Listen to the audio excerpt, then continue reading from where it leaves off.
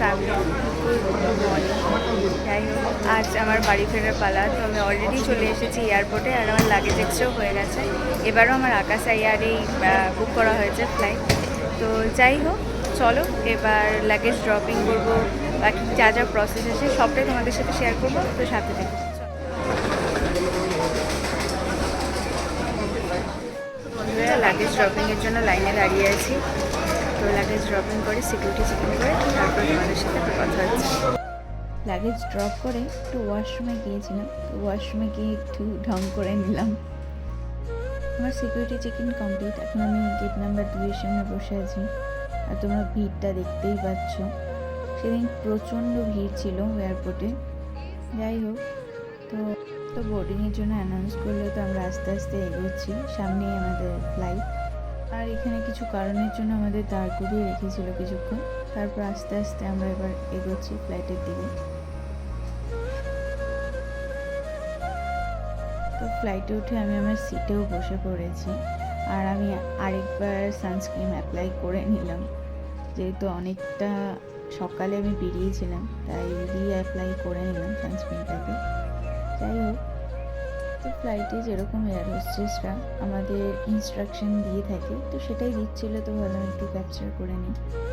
তো flight take off করে গেছে, আর আমি সেটার কোনো ক্লিপ নিইনি, কারণ আমি প্রচণ্ড ভয় পাই টেক অফের সময়। আমার মতো কারা কারা ভয় পাও তারা কমেন্টে অবশ্যই জানাতে পারো। আর একটা উইন্ডো সিট ফাঁকা ছিল, আমি এয়ার হোস্টেসকে বলে সেটায় বসে পড়েছিলাম। তো এইভাবে ম্যানেজ করে নিয়েছিলাম, আর একটু বোর হচ্ছিলাম, কতইবার গান শোনা যায়। যাই হোক, আর এই ক্লিপটা একদম ল্যান্ডিংয়ের সময়, মানে ল্যান্ডিংয়ের কিছুক্ষণ আগের ক্লিপ। তো ল্যান্ডিংয়ের সময় খুব ভয় হয়, তাও এবার মনে সাহস নিয়ে ক্লিপগুলো নিয়েছি। যাই হোক, মাঝখানে আর কোনো ক্লিপ নেওয়া হয়নি, কারণ ঘুমোচ্ছিলাম। আর আজকে ইন্ট্রোটাও দেওয়া হয়নি, তো সবার লাস্টে ইন্ট্রোটা দিচ্ছি, কিছু মনে করো না। তো হ্যালো বন্ধুরা, গল্প শেষ চ্যানেলে তোমাদের সবাইকে ওয়েলকাম। এতক্ষণ যখন পুরো ভিডিওটা দেখে ফেলেছো, আর কষ্ট করে বাকিটুকু দেখে নাও, আশা করছি তোমাদের ভালো লাগবে। তো দেখতে থাকো।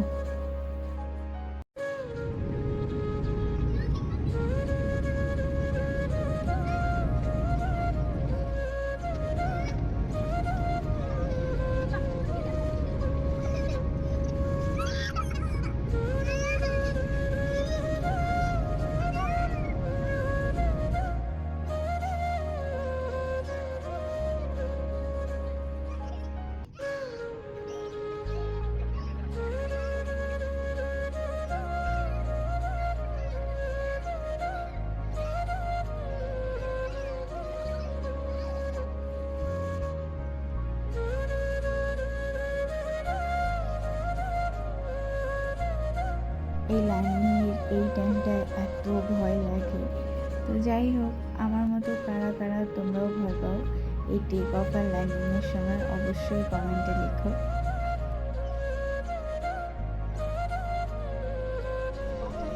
তো ফ্লাইট ল্যান্ডিং হয়ে গেল, আর এখান থেকে নেমে আমরা সোজা যাবো বেল্ট নাম্বার 6-এ। তো আমাদের অ্যানাউন্স করে দিয়েছিল আমাদের লাগেজগুলো বেল্ট নাম্বার 6-এ আসবে। তো আমরা এখান থেকে নেমে সোজা বেল্ট নাম্বার 6-এ চলে গেলাম।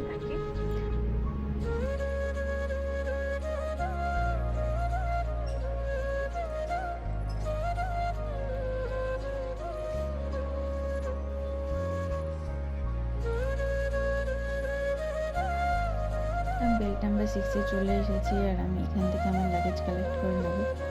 তো লাগেজ কালেক্ট করে আমি বেরিয়ে এলাম, আর মহারাজ আমার জন্য এখানে দাঁড়িয়ে আছে। আর মহারাজ আমার জন্য একটা খুব সুন্দর সারপ্রাইজ নিয়ে এসেছিলো, আমার পছন্দের একটা ফুল। যাই হোক বন্ধুরা, আজকের মতো ভিডিওটা এখানে এন্ড করছি। তোমাদের ভালো লাগলে অবশ্যই লাইক, শেয়ার, সাবস্ক্রাইব